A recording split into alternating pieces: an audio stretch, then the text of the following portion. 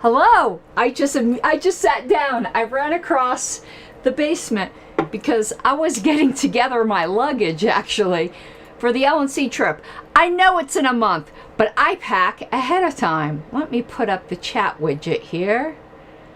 Let me find it. Here we go. And oh my God, look how red I am. I've been doing a lot of hiking. If you've been watching my Facebook and Twitter feed, you know that. And boy, look how burnt up I am. My face, oh my God. Well, I guess it's good. I'm getting vitamin D. But we're going to get right into this. I have to. And thank you, Jeff Benjamin. He says he would never have known about the channel without KHNC. And these next few days, I'm just cramming, catching up with LP history.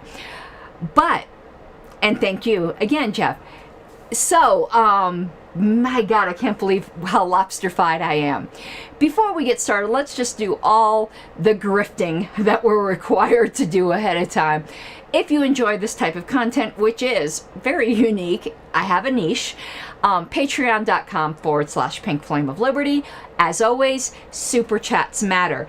And my other sponsor. I've got two sponsors. If you have like a small business or a liberty-minded organization, again, sponsorships are super cheap, including getting it on KHNC.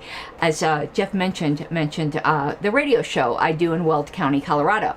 But I haven't mentioned this book in a while, which is A Tale of Two Brothers, or The Tale of Two Brothers, which is a children's book that teaches liberty principles, kind of like the Tuttle Twins, without being overtly political. Because like being overtly political with kids is gross, but teaching them that they own themselves and what an actual fulfilled life looks like is the best lesson you can give. So you can find this on Amazon. It's written by my friend of New Hampshire, Sean Dempsey. Or you could go to tale2brothers. I believe it's .org. It might be .com. All right, everyone. And because, oh my goodness, I have to finish the first day of LP convention minutes tonight. I have to. Like, that's it. I only gave myself tonight to do it. And I'm almost done. I've only got 2 hours left in the day. Remember, I wasn't convention secretary, so I wasn't typing. I have to actually go back and listen to the audio. I do have Mr. Wilford's notes. So they're going to be out tonight. The first day was the roughest. The other days will not be nearly as hard. My God, my hair is just a mess. I need to get a haircut. Let me just put it behind my ears. But I was out in Larkspur, Colorado, hiking today, which was a lot of fun. I'm trying to keep the weight off that I lost when I had COVID. I lost about 18 pounds when I had COVID. I gained half of it back, but I haven't gained the rest of it back. And I'd like to keep that 10 pounds off. That would be nice. All right, we're going to get right to LP history tonight. I have a correction from yesterday. It's debatable who was the first chair of the party. I know I said yesterday categorically that Susan Nolan was the first chair of the party. She was the first elected chair of the party, so I consider it her the first chair. David Nolan was the chair of the committee to organize the Libertarian Party. And then they did officially become the Libertarian Party on December 10th, 1971, and he remained chair. But until they had their organizing convention and a vote of the delegates, I still consider him temporary chair, and I think he would agree with me. So Susan Nolan, to me, was the first elected chair of the party, therefore the first chair of the party. He was temporary chair prior to that. But I wanted to give that correction because some people had disagreed with my assessment. Who elected David Nolan was the committee, I'm answering H. Reardon, was the committee to organize the Libertarian Party, so a very small group. It was 78 delegates in convention that elected Susan Nolan, David's wife. So I consider her the first chair of the party. She was the first one elected at a convention, and it was our organizing convention. We didn't even have bylaws prior to there. So I do not believe you can consider David Nolan the first chair. But if you go read the LNC list, because I did do, as I promised you guys, immediately after the show, and yes, I know my nails need to be done. Stop nail shaming me, bro. or sis. But I did post to the list that message from David Nolan, and a fellow LNC member said wise words from our first share. Now, I wasn't going to start a historical debate on the LNC list, but I realized that some people disagree with me. By the way, speaking of history, applications are open for the 2 open committee slots on the Libertarian Party Historical Committee. If you're on the LP mailing list, you will have gotten... No, the email's not going to go out till Sunday. But if you go to lp.org, you can see the advertisement for it. There are certain minimal qualifications. So go and take a look. And yes, H. Reardon, Robert's Rules, was used at the first convention. I will say they used it badly. They didn't really know what they were doing. But Robert's Rules was used. Robert's Rules has always been our parliamentary authority. All right. Let's get right to the news, shall we? So let me find what page I was on. Let me do the Rush Limbaugh thing here. Now, speaking of KHNC, though, you know I like ruffling feathers. It's a very conservative station, so I like pushing back a little. I'm a libertarian. I'm not from the right or the left. I can't stand either side. But my show this weekend's going to ruffle some feathers, because I'm going to critique a show by Ben Shapiro on the Roe versus Wade overturning. And the title of the show, I think, is going to be Let's Be Fair to the Left. And I know that's going to trigger a lot of people. Now, let me, though, tell you right up front, being fair also includes criticizing fairly. So I'm going to agree with some points by Ben Shapiro and disagree with some points, like a good libertarian. The title is going to be a bit clickbaity, so I wanted to warn everyone ahead of time. All right, so where we had got to last time, sorry, but comments are going to go bye-bye from the screen as we pull up the issue. We're going to editorial. And the editorial is entitled On Defining, quote-unquote, the Libertarian Fringe. And to interact with Jeff a bit, I'm both a fan and not a fan. I mean, when you're dealing with hyper-partisan commentators, of course they're going to be hyper-partisan by definition. So I do like some things Ben says, but Ben, I think, it's a little arrogantly dismissive. But I do like a lot of what he says. Obviously, I watch a lot of commentators. The only commentators I don't watch a lot of is Libertarian, like Dave Smith and Tom Woods. I listen/watch them, but I listen to a lot of commentators from the right and from the left in order to form opinions and try to challenge thoughts. But anyway, editorial on defining the lunatic fringe. And I remember I got really triggered on the last issue of LP News when they were talking about the lunatic fringe. And I was like, people, reality check, to most of the world, all libertarians are the lunatic fringe. Whether or not you're a radical libertarian or a moderate libertarian, the wider society views you as the lunatic fringe. And I too, I'm going to put this up on the screen here from Jeff. I too love me some Tom Woods. He's a friend of mine. He's a very dear man. Okay, so on defining the lunatic fringe. In our last issue, we had an editorial entitled On Falling Off the Edge, in which we discussed the bizarre behavior of the American and People's Parties and learned that there is a lesson to be learned from their experiences. That lesson, we said, was that any third party movement must be on guard against becoming too narrow in its appeal and be wary of its own lunatic fringes.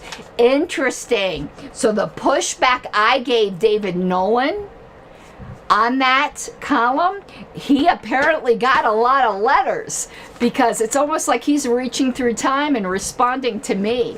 This is interesting. It says, and apparently most of our readers understood what we meant. A few, however, wrote in to ask if this was meant as an attack on anarchists. That's certainly how I took it. So interesting. The answer is no. It was not meant as an attack on any philosophical group. In fact, if you reread the editorial, you will note that the word anarchist never appears. That's cheap, David. You can attack somebody without ever mentioning a word. Sorry, David, speaking through time. Sorry to speak to the dead. That's a cheap argument.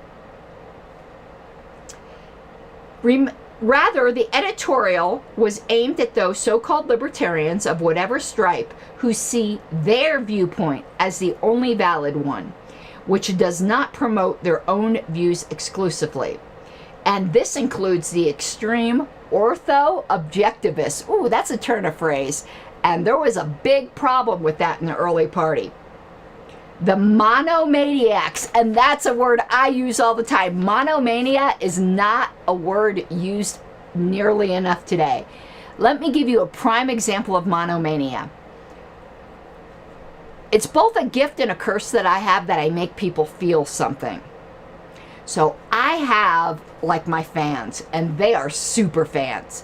But I also have my detractors, and they are super haters.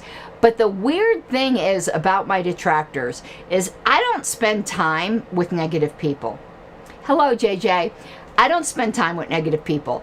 When someone is consistently negative to me, I just cut them out of my life. I block them on social media and I move on, like water off a duck.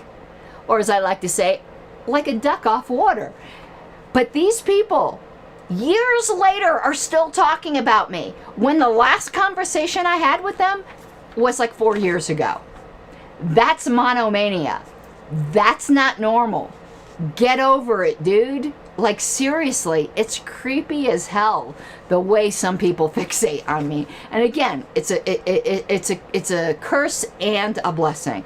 So I guess if I had to choose in life whether I'd be boring or whether I would provoke extreme reactions in people, both extreme loyalty and extreme hate, I would take the extremism. But anyway, monomania, what a great word.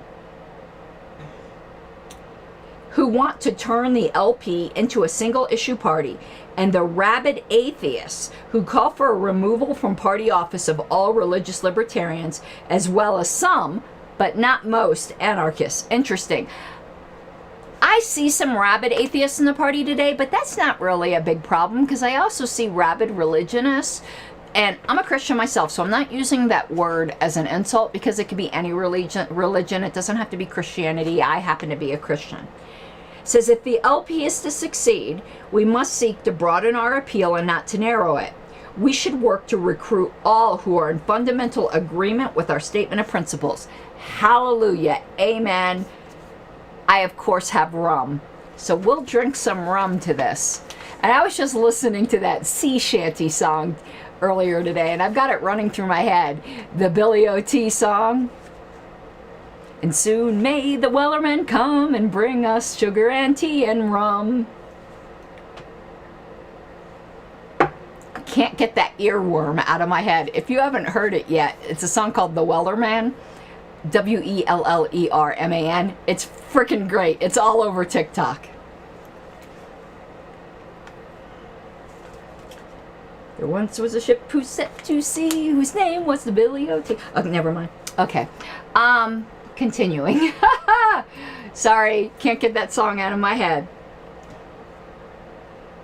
Whether they now consider themselves ACLU liberals, Birchers, Misesians, objectivists, Jeffersonians, or yes, anarchists.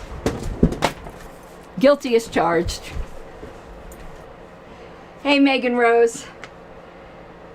The only proviso we should attach is that they be willing to work with one another to promote the ideals we all share as defined by the statement of principles, rather than seeking to rule or ruin. The troubles of the American and People's Parties, we believe, amply demonstrate the folly of any other policy. Okay, I absolutely agree with this. I wish I could remember. There was an LP News I wrote a column for, and it was early in 2021. That was, Mohican Libertarian says, some of us are cannabis. It was called the Big Tent of Libertarianism. If I can find it quickly, I'm going to pull it up on the screen. It's going to take me 1 second. So it was in LP News, because someone wrote an opinion column, that basically excluded anarchists from the party. And of course, I had a heart attack, as I'm wont to do. And it was partially my fault that even got through, because I was on the APRC at the time, and I didn't catch that, or I would have disapproved that in a second. But it ended up being all good, because they allowed me to do my own editorial. And I'm trying to find it. I thought it was in 2021. Oh, here it is. Okay, we're going to pull it up and read it. Let me go here. Let's go back to here, but I'm going to need to remove the chat. And let's share my screen so you can see the article I wrote. It was in the third quarter of 2021. So they published it after those bastards removed me. Okay, the Big Tent of Libertarianism. Let's read it. It says, this is, oh, let me, sorry, I need to look at it larger on my own screen. This is said so often, it is almost a party cliche. And I sometimes wonder if we really stop to think about what this means. It obviously, and it's talking about the phrase Big Tent, it obviously does not mean that all ideas are equally libertarian and welcome. For example, our platform and membership pledge clearly reject the use of force to achieve social or political goals. So, if this tent is not encompassing of all ideas, what is it encompassing of? Where am I? What is it? Sorry, my eyes crossed. It is encompassing of all people. Everyone is welcome, even those who may have some ideas that are not perfectly libertarian. However, there is a sense in which this does apply to a swath of ideas, even if not all ideas. I read with consternation, that's a word not used enough, an opinion piece in the third quarter issue of LP News, in which it was stated that all libertarians believe there is a need and role for government, i.e., the state. This is simply not true. It is not true of all libertarians, and that is not the official position of the party, at least since 1974, which we're dealing with right now. What happened in 1974? Our statement of principles was fundamentally amended so that the official position of the party on the ultimate existence of government is agnosticism. Certainly members can and do have firm positions, but as far as the party is concerned, minarchism and anarchism are equally perfectly libertarian ideas, with the party deferring, taking a position until such time that is the last issue to be decided. We are far from that blessed day. Our statement of principles assigns no positive role for the government, but categorically states that any existing states must not violate individual rights. Members may debate this vigorously, but when we are representing the party position, we must be careful to be clear that the libertarian tent fully includes both minarchists and anarchists, and that is a great thing. Okay, let's go back. I'm very proud of that editorial, as a matter of fact. Probably going to frame that and stick that on my wall. Okay, so let's go back to LP News. That kind of dealt with that editorial by David Nolan. So I'm glad I'm in the spirit of the party founder. Okay. All right, LP groups active in national protests. Remember, we already covered the bottom there, the personal note. We did that last episode. So it says, Libertarian Party's members, around the country joined forces with members of SIL, which is the Society for Individual Liberty, and the Liberty Amendment Committee on the weekend of April 13th to stage a nationwide series of protests against taxation. Altogether, oh my God, I want to do the airplane joke. altogether. National Tax Protest Day 1974 was the largest one-day project ever undertaken by the Libertarian movement. We don't do that enough today. We really don't.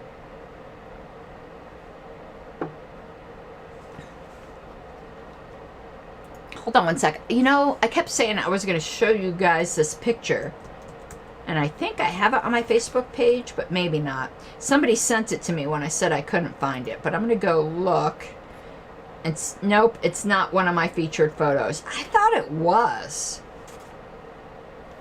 Do we not have featured photos anymore on Facebook?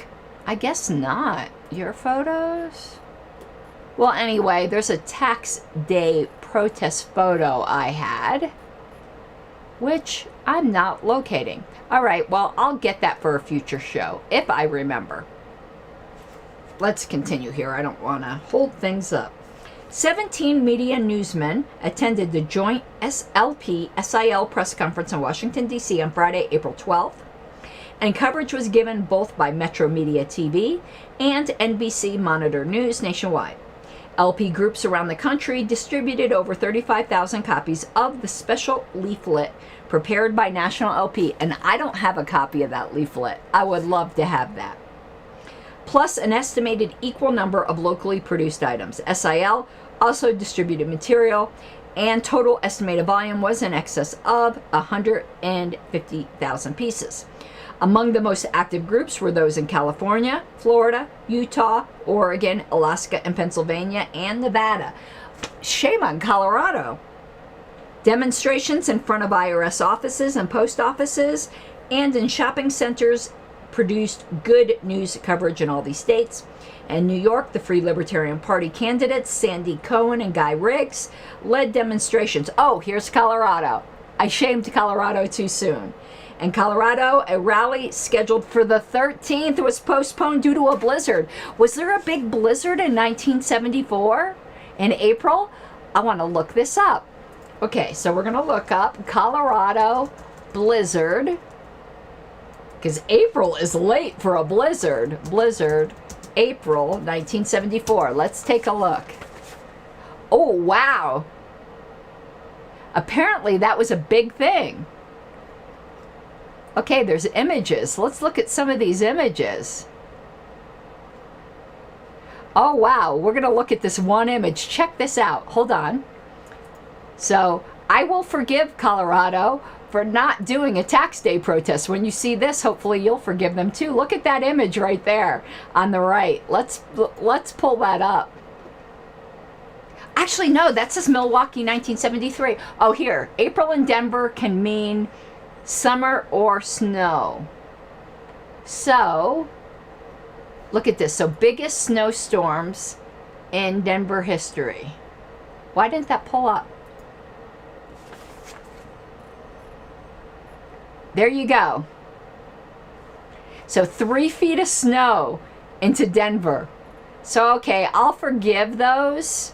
So it had nearly 46 inches of snow. Wow. Okay, we will not shame Colorado then for not participating in tax day. Woo, that is something. Okay, let's continue.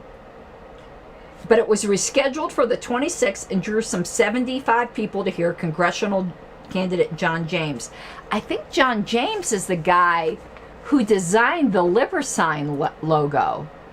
I know I keep going on these rabbit trails, but hopefully, you know, you guys who are into history, you like it. John James, I'm looking him up on Lpedia. Yes, oh my God, my memory. I am proud of myself. Check this out, because I said that strictly from memory. John James was the graphic artist who designed the liver sign logo.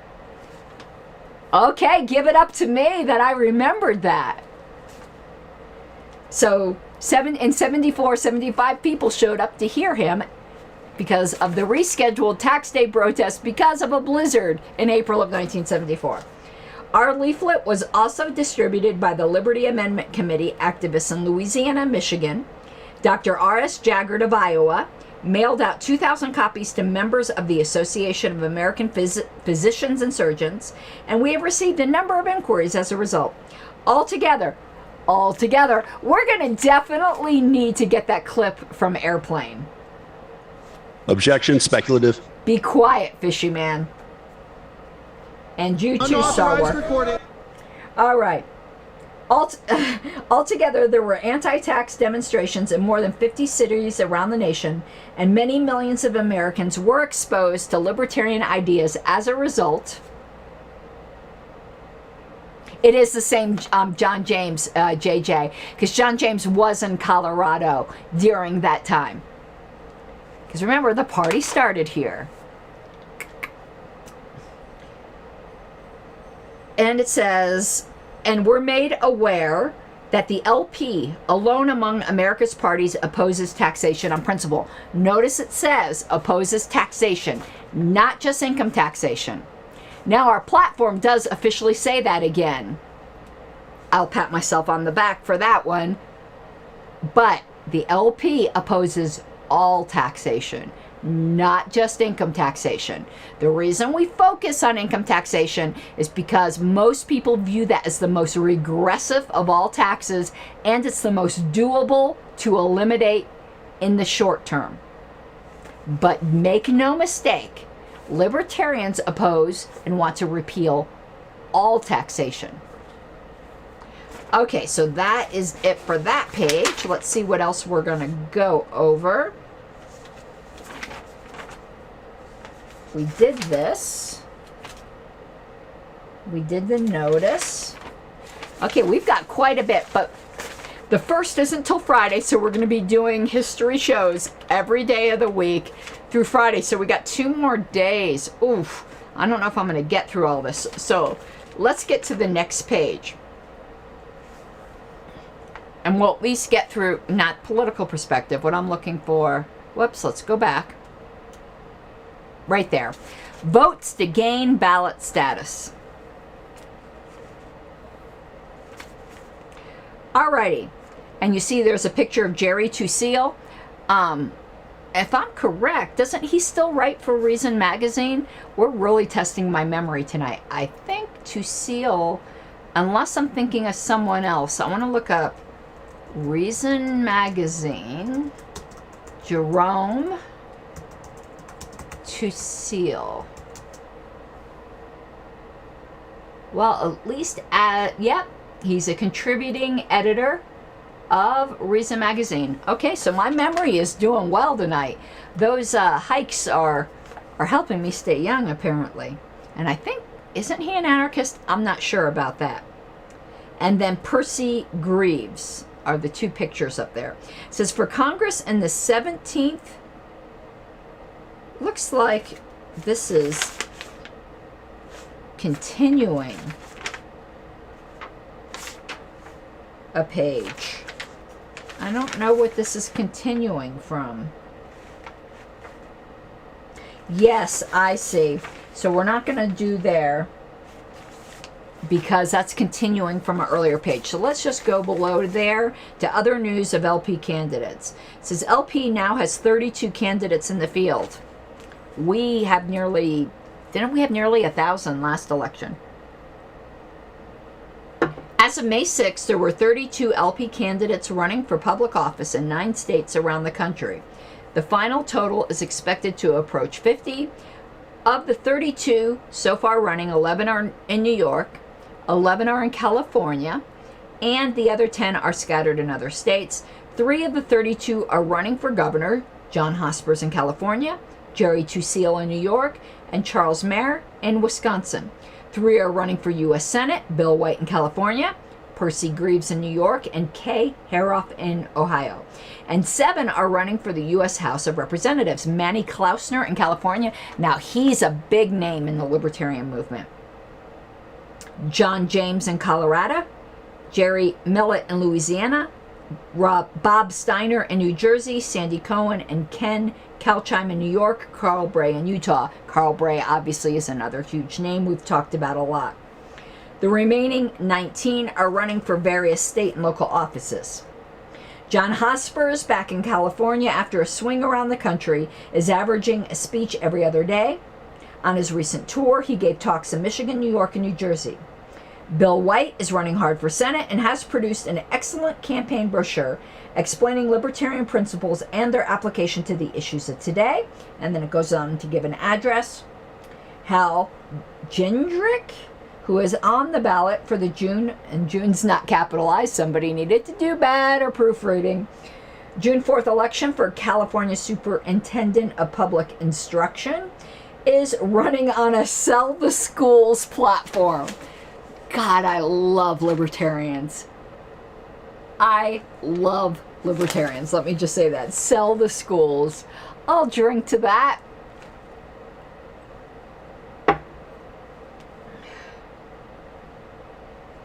Says this is an important one as early favorable publicity will help all of our other candidates. Lloyd Taylor, the California LP's candidate for state treasurer, has announced that if elected, he will refuse to collect taxes. God, I love libertarians. Refuse to spend money and refuse to sign payroll checks for 95% of the state employees. I love you guys. And then it says, Dave Merrick, I think I know him. Didn't he end up moving to Montana? Hold on, we're gonna go look this up. I think Dave Merrick moved to Montana. Hold on. Dave Merrick, Libertarian. Let's just look him up.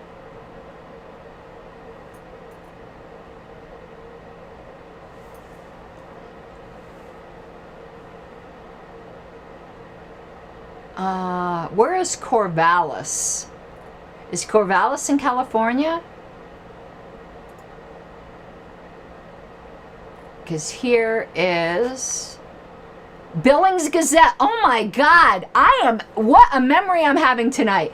Dave Merrick did move to Billings, Montana. Woo! I am having a good night. Let me show you what I'm looking at. Libertarian Vice President candidate makes stop in Corvallis, but it is showing Dave Merrick. No, it's Billings Gazette. It's Billings, Montana. There might be a Corvallis in Oregon as well, but Dave Merrick ended up being a county chair in Montana. I remember this because of when Fellows passed away. I was Region 1 representative at the time, and Montana was just put into disarray when Mike Fellows passed away suddenly, because he was the party. And it turned out when Mike Fellows passed away and the libertarians in Montana were trying to reorganize, I was like, well, where's your bylaws? And they're like, we've never seen any bylaws. And I'm like, well, when was your last convention? They're like, we haven't had a convention in 20 years. Mike Fellows was a hero, but when he passed away, when the whole party depends upon one person, it can cause a lot of problems. And I was Region 1 at the time, and I was so worried that Montana was just going to fall apart and we were going to have to reaffiliate Montana. But yeah, Dave Merrick was chair of a county there, and he wouldn't use the internet. That was part of the problem with making sure Montana was all on the same page. All right. In Utah, Carl Bray polled 10% in a survey of voters asking for their choice for the GOP nomination. And I wonder why he was running on GOP, because Utah was the first state to gain ballot access. They might not have had ballot access yet. Carl has... Okay, I should have just read the next sentence. Carl has dropped out of the GOP race now that the LP is ballot qualified in Utah and will be running on the LP label. He was recently stopped by 12 armed police car, and his car searched for a machine gun, needless to say, which he didn't have. Carl is currently suing 8 IRS employees for $3,155,000 in connection with his being falsely arrested last year. Carl Bray was a tax martyr. In New York, Ken Kalchheim is campaigning on a tax rebellion platform and will seek the GOP and Conservative Party nominations in his district, as well as the FLP endorsement he has already received. New York has fusion candidates, which a lot of states don't have. Meanwhile, upstate, Sandy Cohen continues to make speeches nearly every day and held an anti-inflation rally in May 4th. His write-up in Playboy is now scheduled for June. He informs us, I'm going to have to take one for the team, guys, and order that issue of Playboy. I know it's a sacrifice on my part, but I do it out of love for you all, so that we can read that interview. You know, you have to twist my arm to order an issue of Playboy, but I'll do it for you. And in New Jersey, Bob Steiner is building his campaign around the slogan, I've had it. He reports a good response to his campaign so far. In Oregon, Paul Fedner is running for legislature on the platform that he is a tax reducer, not a tax user. All righty. Wow, that was interesting. Okay, let's see if there's anything else we can cover today. Otherwise, we will just continue tomorrow. Yeah, I think we're going to cover the Hospers McBride ticket, and that will be it for today. I think it was this page, right there. Hospers McBride, early favorites for 76 nomination. Hospers obviously didn't get the 76 nomination. We know now that McBride and Berglund did, but let's read the predictions, the crystal ball, the prognostications in 1974.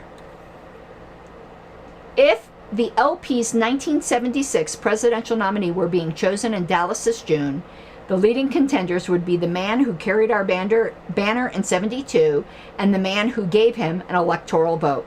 At least that's what's indicated by the informal straw poll we took in last month's issue. 65 LP members, or about 2% of our total state and national membership, sent in ballots giving their first 3 preferences for 76. A total of 40 different individuals were named, but only 4 were named by more than 10% of the poll participants. In first place was Dr. John Hospers, our 1972 nominee, who was named by 33 respondents, or 51% of those answering. Running close behind was Roger McBride, named by 29 respondents, or 45% of those participating. Running a distant third was Murray Rothbard, mentioned by 22 respondents, or 34%, followed by Tony Nathan, our 1972 VP candidate, who was named by 15 respondents, or 23%. From there to 5th place was a long drop. The number 5 choice was Congressman Steve Sims of Idaho, mentioned by 5 participants, or 8%. Ed Clark and Tony Sutton followed with 4 mentions apiece, 6%. Ed Crane, Milton Friedman, Congressman H.R. Gross, Jerry Tusil, and Fran Youngstein each garnered 3 votes. Of this group, all but Tusil are either too young to run or unlikely to accept their nomination. It must be borne in mind that there is still at least a year, and possibly 2, until the nominating convention, and a lot can happen between now and then. A strong showing by one of our senatorial or congressional candidates this fall, for instance, could catapult a new contender into the front ranks. Nonetheless, at this stage, the 4 front runners named above would seem to have a definite edge unless someone mounts a determined challenge them for this nomination. All right, that's going to be it for this episode. I'm feeling so neglected, though. 2 shows in a row with no super chats. You guys don't love me. How am I going to afford rum? Okay, what we're going to cover, so we got 2 more days to finish this issue of LP News. So, what we're going to cover tomorrow, let's plan this out. Let's go back to the beginning and let's see what we haven't covered. Okay, we did that, we did that, we did that. Okay, tomorrow we're going to cover the article that starts New York Party seeks 50,000.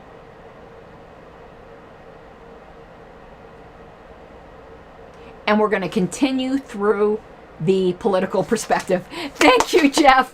You broke my losing streak for a super chat. I so appreciate it. I really appreciate any amount, but that did break my losing streak. You made me very happy.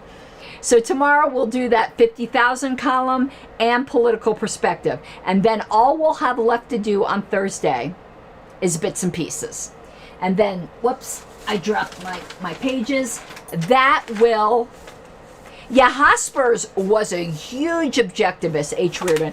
Let's go back to this main. I like to see if there's any follow-up comments before I take off and finish minutes tonight. Yeah, so we'll have chat back up. Unfortunately, it doesn't load the old comments, which I wish it did. My God, I've got like a pinched nerve at my back, and these hikes both hurt and help. Wayne's gonna have to give me Wayne, give me a massage. Okay, sorry. I'm getting old and I need to finish my rum, but we're gonna give it a few minutes, see if there's any additional comments or interaction. Yes, Hospers was at one point in his life an objectivist. He may have even remained so. In the early party in the 70s, there was a big intersection with objectivism. D. Frank Robinson, another party founder, remained an objectivist for a while. Excuse me, I drank that rum too fast. After he joined the LP, and then he became just a libertarian minarchist, and then he became an anarchist. Kind of the typical arc, right? Let me drink this. This is that vanilla cherry rum from Captain Morgan. Soon may the Welder Man come and bring us sugar and tea and rum. Oh God, I love that song. Anyway, yeah, I'm just giving it a few minutes this Sunday, and I'm just going to chat for a while I'm giving you guys a chance to respond, because I know the YouTube chat is like 40 seconds behind. Sunday is an LNC meeting. I do encourage everyone to come. The notice of the meeting has been posted on lp.org. And I wanted to show you guys something, by the way. If you want to know how to follow LP business. So let me just show you this, and then we will get going. We're not going to play the video. I just want to show you the title so you can find it if you want to view it. 1 second. It's on the official Libertarian Party channel. And even if you at least go and like it, because some haters have disliked it. Okay, let's go back here. 1 second. Where is it? Okay, here we go. So let me pull up, and we're not going to hide the chat. You can see enough of it here. Okay, if you go to the Libertarian Party official channel on YouTube, it's the one with the blue logo. There's also one with a green logo that we lost the password to. But here, how to follow the LNC business list transparency tutorial. You can kind of see what the thumbnail looks like. I posted this yesterday. Please go check it out.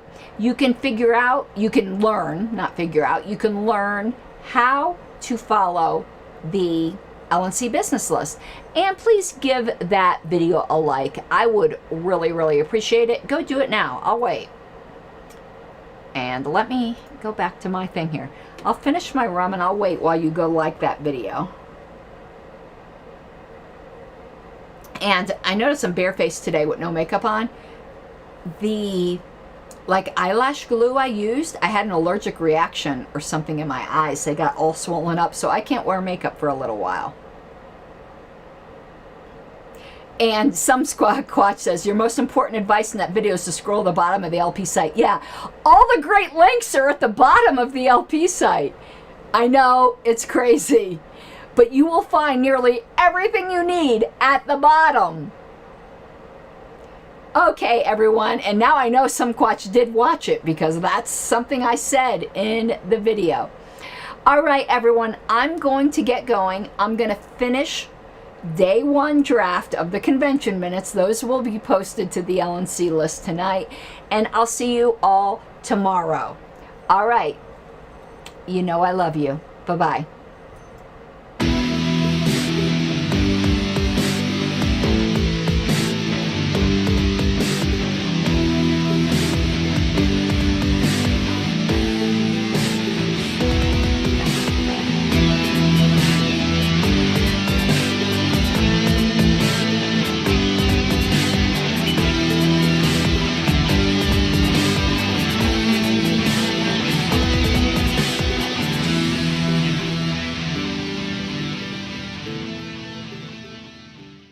Gotta take what you're given, that's how we live it. Don't be mad at the system, it's simply how we've existed. I hear a lot of people talking like they politicians, or choose to be an accountant because it's safe in the business. Not